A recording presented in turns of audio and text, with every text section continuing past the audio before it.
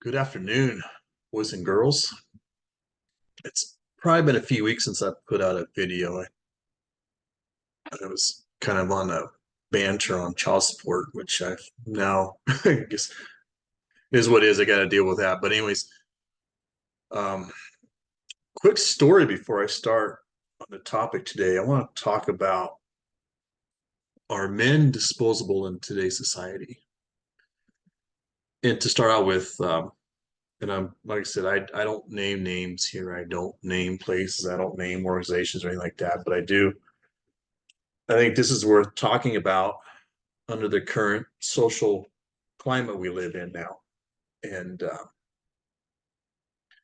well, anyways, what happened here? I don't know, 2 or 3 weeks ago, uh, a man working at a place in a community.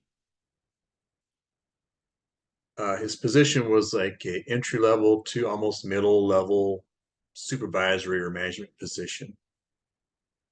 And what had happened here about a month or so ago, it had probably gone on longer now, but just now come to light. But he was supposedly um, having sex with from what I heard, up to 8 women from the same workplace. And one of my golden rules are when it comes to dating and meeting women is you do not get laid where you get paid, or don't dip your ink into the, or I'm sorry, don't dip your pen into the company ink. Because I've always said, and I will say it again, guys, it's a big risk when you start dating where you work. Granted, the access of women in the workplace where you work is, they're easy accessible.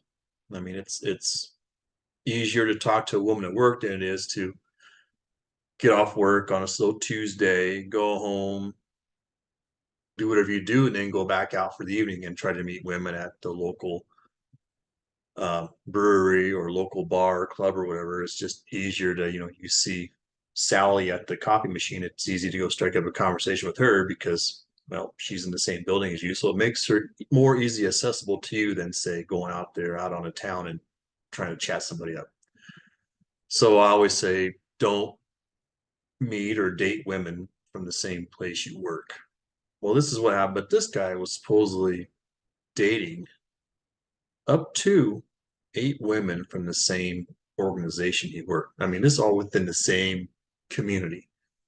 It wasn't like um, the organization had 20, 15, or 20 different offices scattered throughout the United States. It's not like he was flying from here to there or from there to over there and had a woman in every location. It was 8 women in that same geographic location, more likely the same community.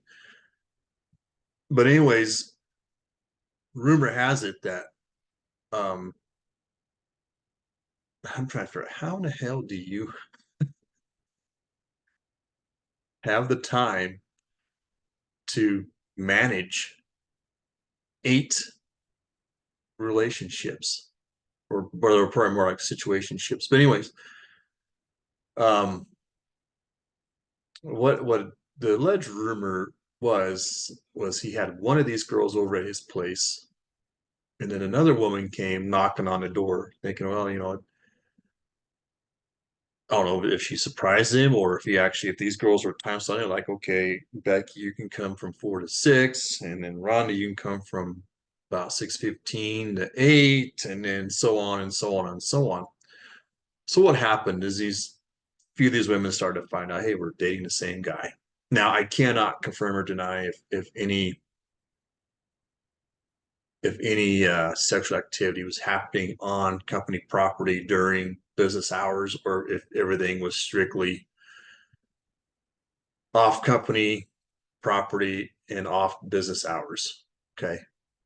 So what happened is one of these girls kind of blew the whistle on the whole thing, reported him to corporate, and then corporate takes action. And what's horrible about this situation is that he lost his job for this.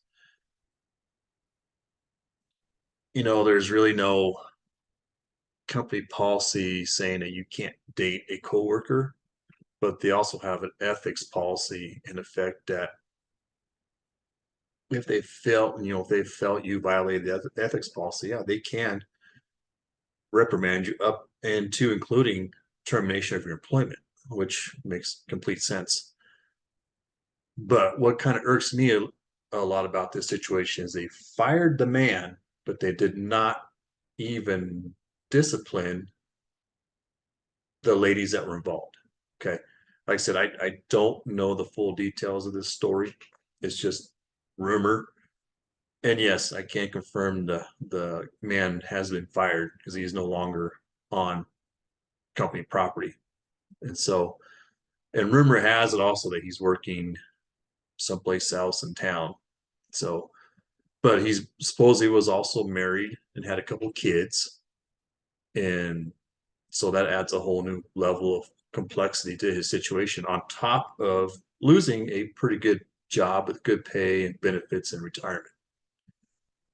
So this kind of falls along with the topic I want to discuss today is, men being the disposable sex, or we can also turn around and call it women are the protected sex. But we're going to break it down from the the male perspective again, because it's how this channel operates more so. Because when I pass on wisdom and knowledge to other men, it's coming from the male perspective. Okay. So we're going to call this, and we're going to discuss the disposability of the male sex. And you can go on from decades, even centuries ago. Men have been putting their lives on the line for a lot of different reasons. Mainly we look at uh, protecting our border, our country. Men join the military, they're signing a blank check to the U.S. government, and it's usually with their life. So men are called up, young men, usually men of 18 to about 35, are called upon to defend our country. And right now, a lot of these, not right now, the military is a voluntary service. So it's not like we don't have I mean, we have a draft, but we haven't implemented the draft since Vietnam. So for the most part, our military is all volunteer service. So guys, young men are volunteering their life and essentially volunteering to be disposable. Because what happens if and when the time comes, war does happen again, we're sending our young men over to fight, and young men will inevitably die from war. It's just the way it is. We don't dare think to send our young women over there. We don't dare to draft our young women, even though women want to be equal.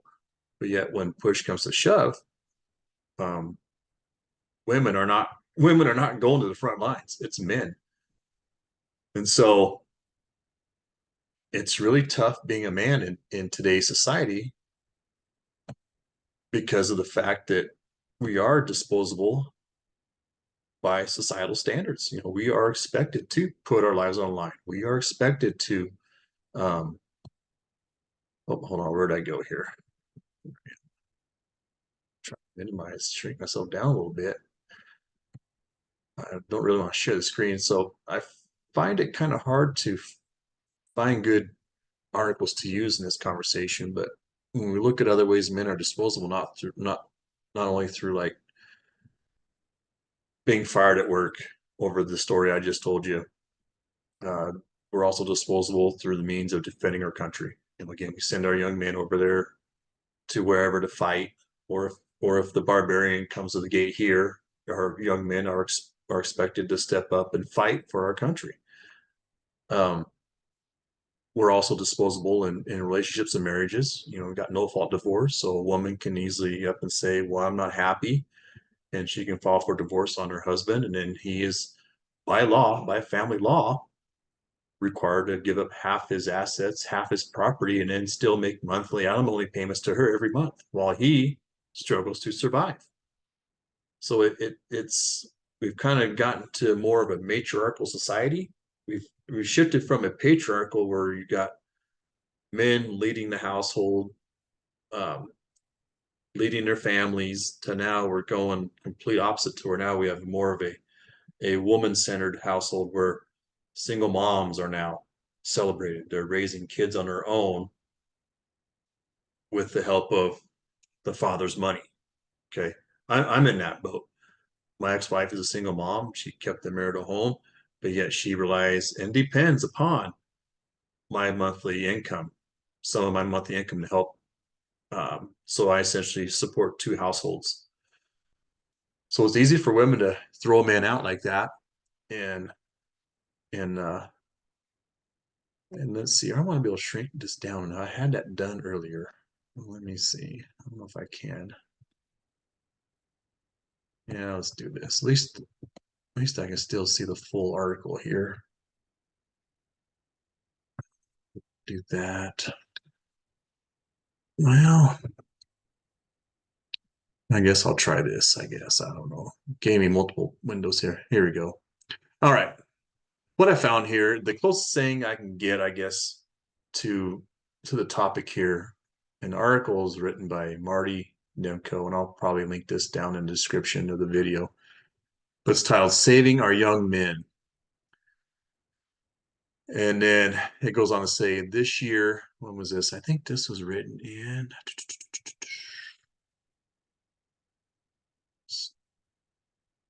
usually I get a date here. When was this article written? I want to say, I don't know, I'm probably going to go back here.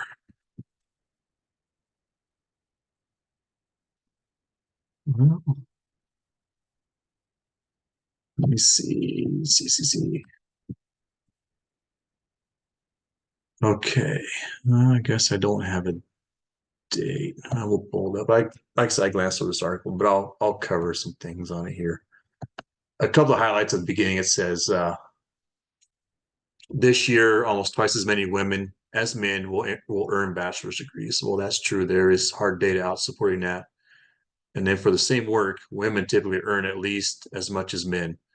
And what does that mean?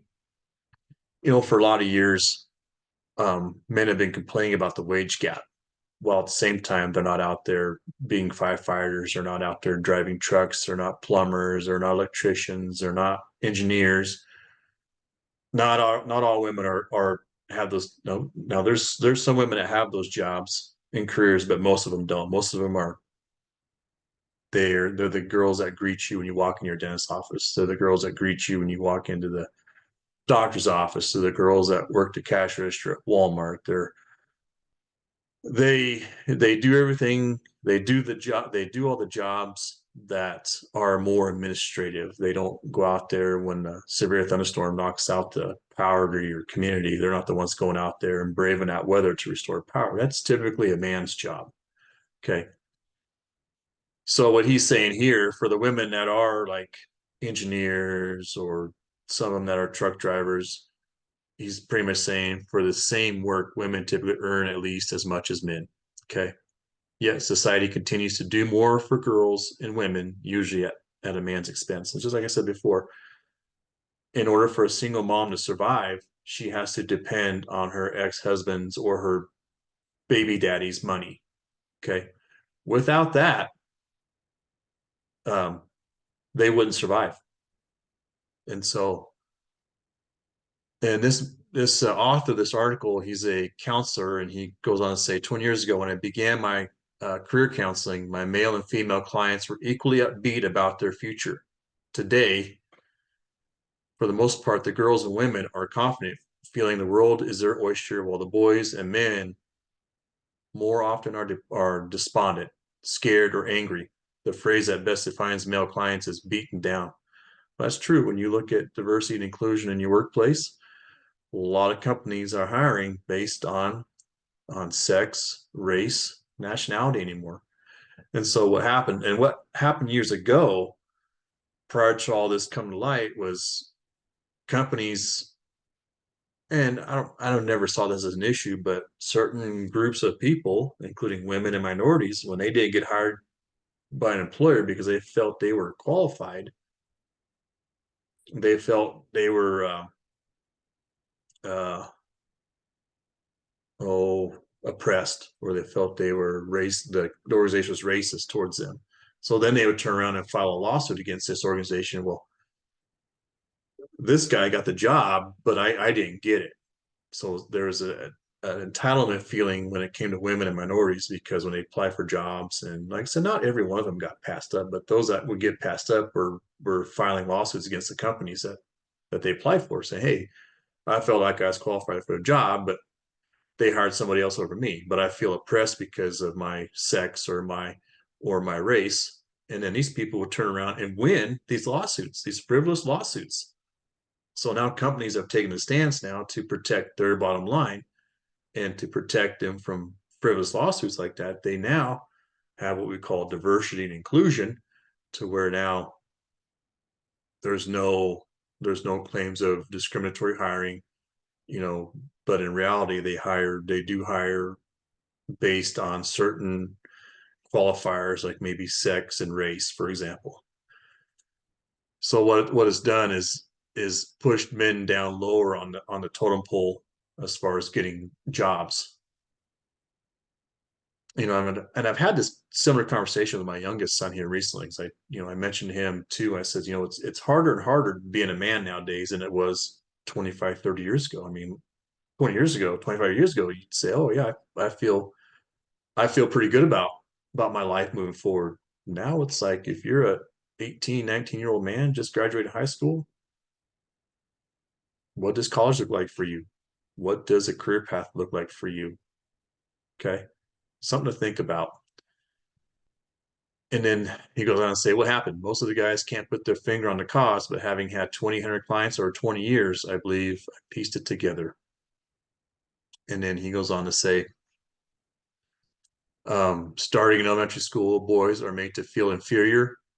Take your daughter to work day and imply to boys that they they count less.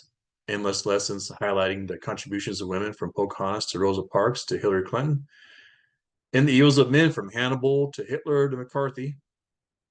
And I would say this is probably articles probably written in probably before 2014, at least before Obama was president and Michelle Obama became famous. Because you can add her to that list too, along with Hillary Clinton. You can add Michelle Obama in there as well. And the evils of men, from Hannibal to Hitler to McCarthy, make boys feel inferior. So we look at negative, you know, when in reality we need to look at more positive male figures, men that have structured and created society. Hannibal Lecter or Adolf Hitler or McCarthy didn't. I mean, yeah, they had impact on society in a negative way, but they didn't build society. Okay. Hannibal Lecter was your typical Hollywood character serial killer. Adolf Hitler was a genocidal nutbag for the most part, and I really don't know who this McCarthy is, but it makes boys feel inferior, and that inferiority is reinforced when they come home from school and see TV shows and movies with doofus dads or scuzzball Sams being put in their place by wise women. In an effort to boost girls' self-esteem, boys are destroyed. Yeah, that's very true. Um, you see it even in the home, where daughters are highly encouraged to do better, and the boys are not.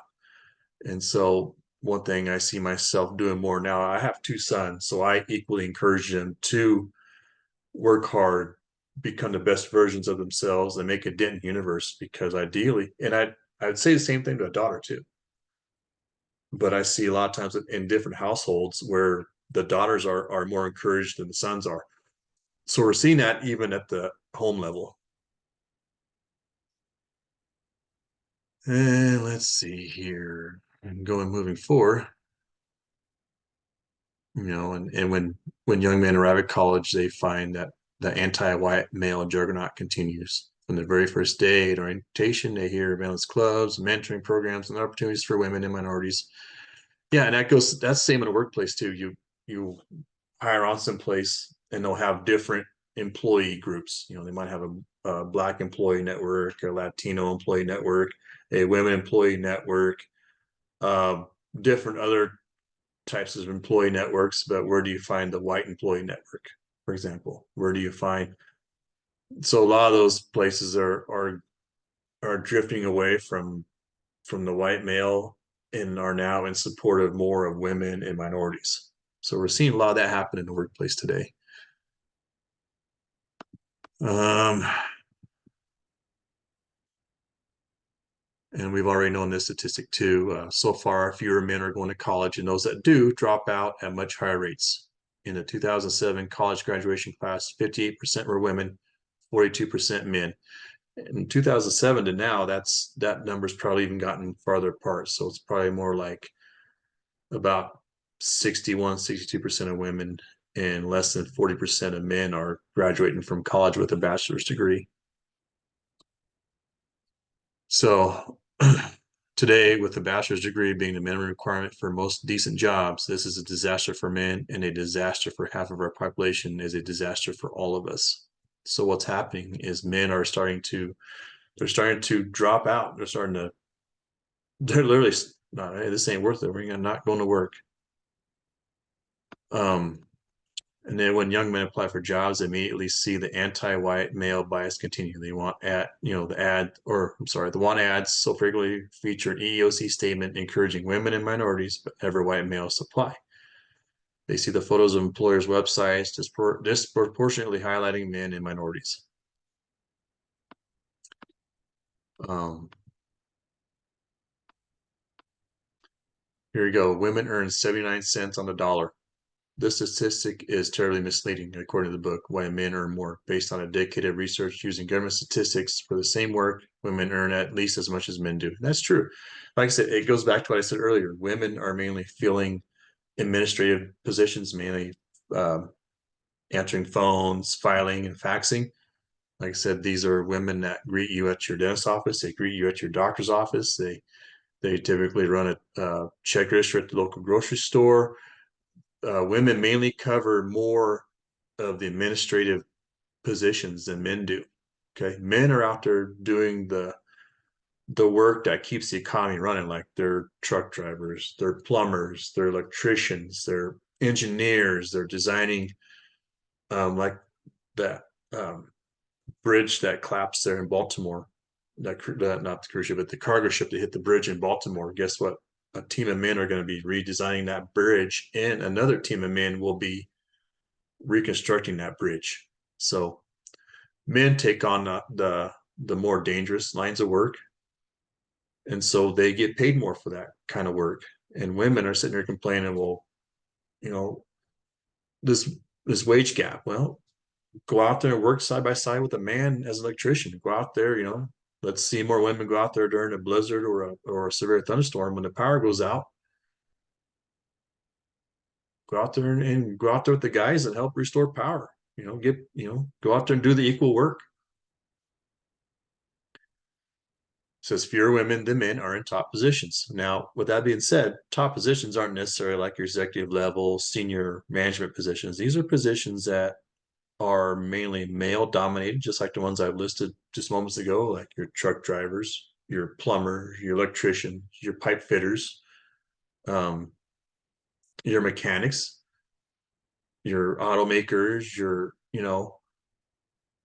anybody in logistics, could be your railroad conductors, engineers, fields that have been mainly male dominated. Now, I'm not saying there's no women working these jobs, because there are few women working these jobs. So if you took men completely out of the equation, okay, you just remove men altogether, you take them out of the economy, you set them aside, you lay them off, you lay every man off in America.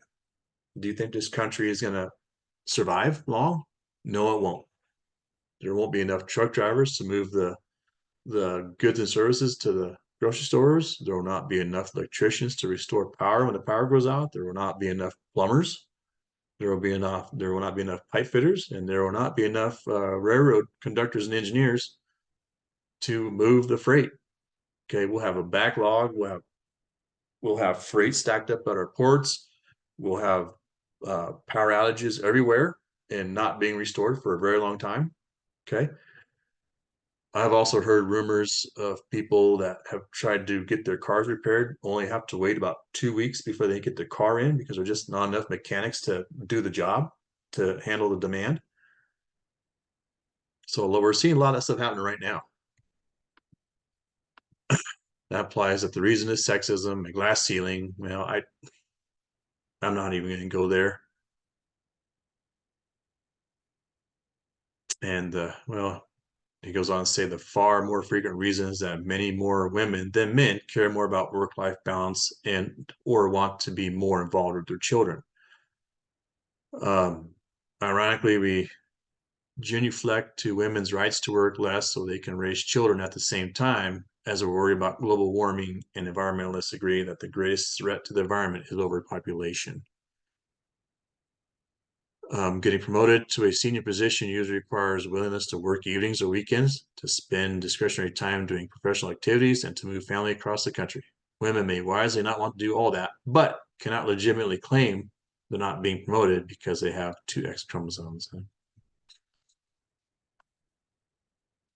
And then a final assault on men's self-efficacy is that they're made to feel like the disposable sex. They see an endless array of pink ribbons to fight breast cancer, but where are the ribbons for prostate cancer or for early heart attack, which kills early many more men? Men die 5.5 years younger than women and live their last decade in worse health.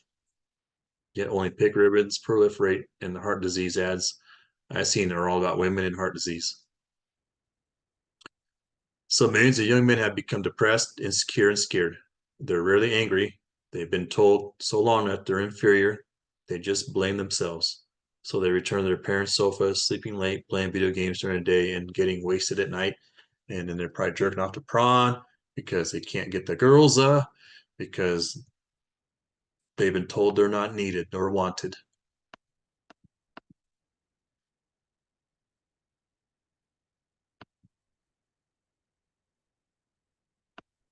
Yep. Until then, guys, the advice is the same. As so many black parents have given their kids. No use complaining. You simply gotta be twice as good to get half as far. Eventually, the pendulum will swing back into balance, maybe. And my follow up to that is when we look at how the direction our country's gone, for the most part, um, I've had this conversation, and I'll mention feminism a little bit because me and a girlfriend talk about this a little bit. She talks about feminism and all this stuff, and she's like, "Well, how do we correct the problem? How do we go back to a more traditional way of living?" And I said, well, I think it takes a social reset. And what do you think? How do you think societies get reset? You look at our past major wars like World War I, World War II, Vietnam, especially the wars of our early decade. Oh, I'm sorry, of our early century, like World War I and World War II. When we dropped the first atomic bomb on Hiroshima and in Nagasaki, what do you think that did to those societies? It almost wiped them completely off the earth. And I'm not saying a nuclear bomb is the answer, but what will usually happen to uh, to long-standing, long-living societies is usually takes some kind of conflict, like a world war, to reset a society. You look at Russia and Ukraine right now. The only reason why Ukraine is still in the fight is because the United States and other allies are pumping money and resources to Ukraine to keep them going. Because if it weren't for those resources, Ukraine wouldn't stand a chance. Ukraine would be absorbed into Russia by force, and then inevitably their society and culture will be reset.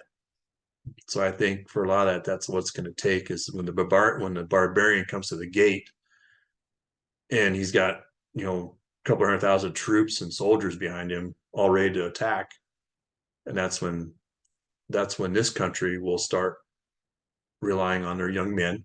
Okay, young men are there's no. I mean, women they're not gonna grab a weapon and stand a post. That's for sure. We're gonna lean on our young men to go out and fight, go out and defend our country. And if they were to implement a draft, guess what? They're drafting our sons. They're drafting our grandsons. They're drafting our nephews. They're not drafting our daughters, our sisters, our nieces. They're not going to do that. They're going to draft young men, and those young men will be forced to fight for our country. The same young men that are not respected, that are now oppressed in our current society, these guys are expected to and will be required to step up and defend our country. The same society that has beat them down will now expect them to prop themselves up and fight. And I'm really curious to see how that will work out in the future. I hope I don't see it in my time, but it may happen. I don't know. But I think that's one way that if you're going to change society is like a complete reset. I don't think socially or that we're going to fix that on our own. I think it's going to take an act of war to do it, and it's unfortunate, but I don't know. I don't know any other way to fix that. Um, but yeah, that's all I got for this video today. I figured I'd share that quick story about the gentleman that got fired from his job for supposedly sleeping with 8 women from the workplace. Um, is it fair that he got fired and the women didn't? No, it's not very fair, because you think when you work someplace, and if they're, and most, if not all, businesses have the ethics policy. I mean, yeah, there's no business out there that there's no rule in a business environment saying that you can't date a coworker. You could date a coworker, but there's no, but where that falls into an ethics, I guess, if she gets mad at you, she can go to corporate and say, hey, this is what happened. And probably what happened is he probably got a, and then eventually it comes down to it's her word against yours, and more than likely they're going to take her word over yours. Even though the relationship was consensual, I don't know what happened, how it blew out of hand and got him fired. I don't know. I'm guessing there was some kind of an accusation brought on him that violated the organization's ethics policy, and so they ousted him, sent him to the curb, and then, like I said, all 6 or 8 of these women are still working. So I don't know. But like I said, guys, don't get laid where you get paid. You're taking a big gamble on your career, your livelihood, your future. So that's all I got for you today, boys and girls. So I'll link this article in here by Marty Nemko in the description. I'll go ahead and save that in my other bookmarks. Like I said, I think this article come out 2012, 2013. Yeah, but it doesn't say. But anyways, you guys have a great day, and I'll catch you on next one. Toodles.